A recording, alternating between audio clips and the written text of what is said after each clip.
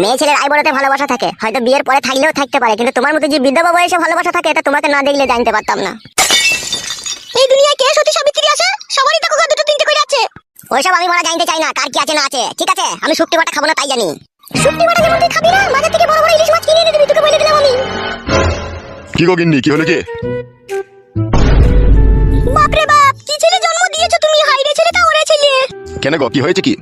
তোমার বৌমাকে জিজ্ঞেস করো কেন কি হয়েছে। কি হয়েছে কি গো বৌমা? আপনি তো শুক্তি বাটা খেতে ভালোবাসেন, আপনি শুক্তি মারতে বলেছিলেন তাই আমি শুক্তি বেটেছিলাম। আপনাকে দুপুরে ভাতের সাথে দিয়েছি আর একটুখানি রেখে দিয়েছিলাম আপনার ছেলের জন্য। ভাতের সাথে শুক্তি বাটাটা দিয়েছিলাম আর পুঁটি মাছ কষা করে রান্না ছিল সেইটুকু দিয়েছিলাম, পটল দিয়ে আলু দিয়েছিলাম। খাবেন না বাবু আপনার ছেলে? তাই আমি বললাম ইনকাম করে খেতে হবে, আর অমনি বাবা বাদাম করে আমার পেটে ঘুষি মেরে দিল আপনার ছেলে। হবে তুই বিশাল দাদা হয়ে গেছিস, দাদাগিরি ছাড়িয়ে দেবো মেরে। আমি কোনোদিনও বড় শুক্তি বাটা খেয়েছি, তাই শুক্তি বাটা দিয়ে ভাত